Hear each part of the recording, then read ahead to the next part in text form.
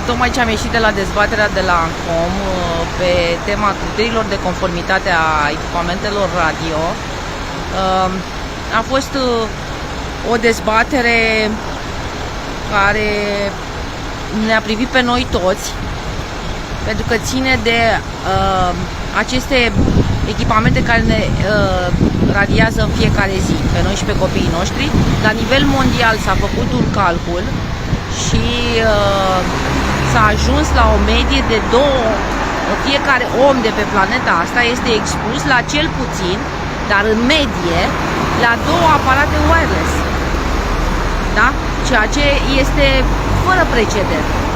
Numai din 2020 a crescut cu vreo 4 trilioane de echipamente în internetul cu acestor lucruri, da? Și această hiperdensitate este în creștere, motiv pentru care astăzi am fost la ANCOM să le cerem să introducă în legislația care reglementează criteriile de conformitate alte criterii, pentru că cele care sunt la momentul ăsta sunt extrem de slabe, sunt la latitudinea producătorului, adică el să declare că e conform și noi să-l credem pe cuvânt, în condițiile în care producătorii au fost prinși de mai multe ori că nu sunt conformi.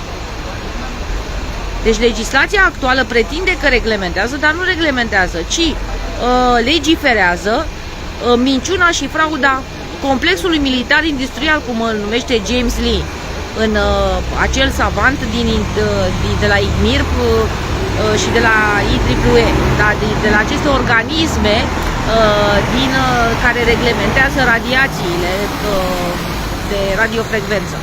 Da? Deci nu oricine spune treaba asta, că este o fraudă cap-coadă, că este un grup infracțional organizat, dar într-un mod voalat îl numește complex militar industrial, da?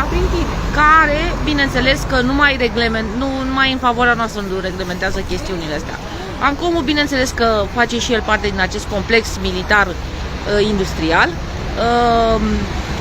face joc de glezne când dă ochii cu noi, deocamdată nu ne-au dat dovada bunei lor credințe și voințe. Noi am pledat pentru introducerea mai multor criterii și pentru o transparentizare și pentru realizarea mai multor teste și verificarea înainte de punere, și aici o să o rog și pe Angela să mă completeze ceea ce am cerut cu toții. Nu am fost foarte mulți, însă am fost vocali.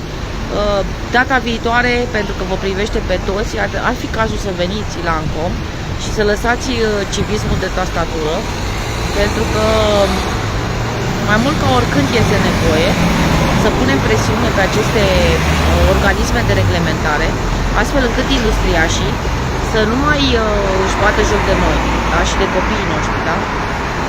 Da, de asta tot facem apel la voi și vă spunem că este foarte important ca la astfel de manifestări, în cazul de față, la această dezbatere publică organizată de ANCOM, este necesar să veniți în număr cât mai mare, să vă rupeți din timpul vostru și să fiți aici prezenți și în paralel să le și trimitem în scrisuri și le cerem număr de înregistrare și răspunsuri oficiale pe care să le trimite, pe care să le putem folosi ulterior în favoarea noastră. Dacă stăm și doar aplaudăm pe Facebook sau pe TikTok sau pe alte rețele de socializare, fără să ne implicăm activ, real, în viața concret, așa cum fac eu și Mădălina și alți câțiva care au participat astăzi, printre care și Petruța Dumitra și Dumitru Bălan, să știți că nu avem șanse de izbândă. Cu cât suntem mai mulți, cu atât îi forțăm să țină cont de cerințele noastre și șansele noastre de izbândă să fie și mari și puse în aplicare mai repede. Este vorba despre sănătatea noastră a fiecăruia dintre noi. Este vorba despre atentat la securitatea națională. Este vorba despre atentat la viața copiilor voștri. Gândiți-vă că copiii absorb de 10 ori mai multe radiații decât absorb adulții și sunt expuși inclusiv la școală prin aceste rețele Wi-Fi. Noi cerem de ani de zile să se elimine Wi-Fi-ul din școli și să se introducă internetul prin cablu. Este foarte important ca voi, care sunteți părinți și nu numai, pentru că și noi ceilalți care nu avem copii suntem beneficiari terțiari ai actului educațional, că așa scrie în legea învățământului preuniversitar, să solicităm instituțiilor de învățământ să scoată Wi-Fi-ul din școli. Atâta timp cât în școli copiii sunt iradiați, inclusiv în școli, ei nu mai au același randament pe care l-am avut noi când eram copii. Lor la propriu li se prăjește creierul, așa mai pe românește, ca să înțeleagă toată lumea. Câte puțin. Vă uitați că aveți copii care sunt foarte agitați, hiperactivi. Multora dintre copii s-a pus diagnostic de ADHD, ceea ce nu este real, este doar un diagnostic artificial pus deoarece ei sunt agitați din cauza acestor radiații, care le creează o stare de neliniște continuă. La școală sunt iradiați, în locurile de joacă sunt iradiați, acasă sunt iradiați, pe stradă, din cauza acestei păduri de antene mari, mici, minuscule, sunt iradiați, voi la fel și unde ajungem? Ajungem între 4 scânduri. Așa ca să înțelegeți mai pe românește. Și nu ajungem direct, ci după chiruri groaznice, Doamne ferește. Vedeți cum cazurile de cancer sunt din ce în ce mai multe, în special la copii și leucemii și multe alte afecțiuni cerebrale cu tot felul de tumori și nu este normal. Și toate se întâmplă și din cauza că voi nu vă implicați cum ar trebui. Nu vă costă nimic să trimiteți un e-mail, oameni buni. Și când este câte o dezbatere publică o dată la câteva luni de zile sau la câțiva ani de zile, vă puteți rupe din timpul vostru. Vă puteți lua o zi de concediu, de odihnă, o zi de concediu fără plată dacă nu vă puteți învoi pur și simplu sau să faceți schimb de tură cu un coleg. Dar trebuie să aveți voință. Dacă aveți voință, aveți și putință. Da, a fost o intervenție a doamnei Petruța impresionantă și, de fapt, și aceste autorități să vadă că viața reală, da, deși situația din teren este total diferită de ceea ce de acolo la nivelul lor de hârtii și de aranjamente și de temir ce manțocăreli le numesc eu.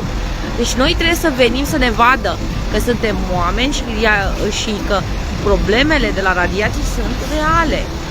Da? E foarte important ca victimele acestor radiații să iasă și să-și spună durerea, pentru că așa rămân doar niște abstracțiuni și în continuare complexul ăsta, mafia asta, pe scurt, da? Își vede de profituri și de puținarea noastră. Să ne fie foarte clar. Da? Iar cei care sunt în funcții, cei care sunt în funcții în aceste instituții, atât la ANCOM cât și la Ministerul Energiei sau ce este?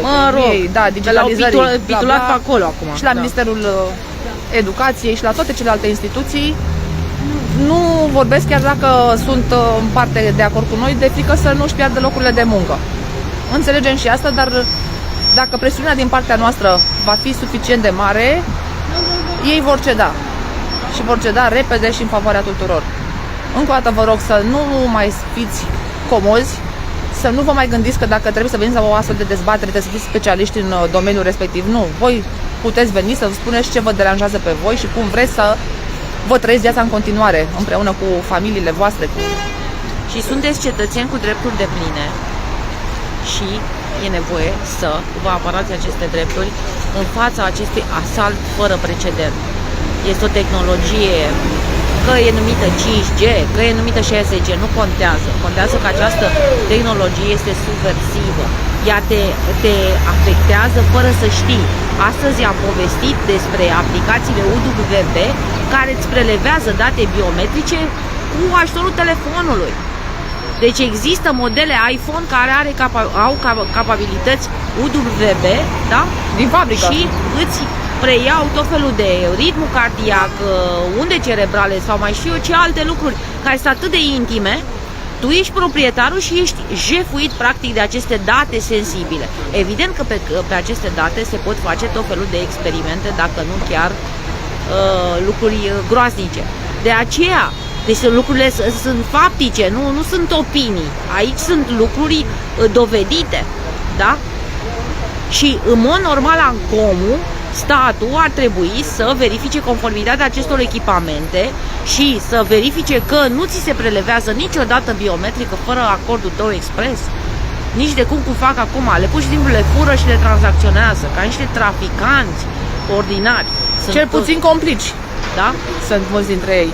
Și nu uitați că 5G este o tehnologie radiativă, invazivă, creată ca armă militară la începutul. Că este ea folosită și în comunicații radio, în comunicații acestea mobile.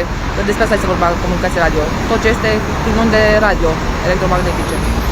Dar ea a fost creată ca tehnologie militară. Iar 6G este și mai și că vrea să le folosească pe noi pe post de antene. Le-am Pentru că noi suntem, da, că noi e armă, suntem, da, astăzi le-am dovedit că e armă. Da. Și noi funcționăm pe bază de electricitate la nivel celular și de asta.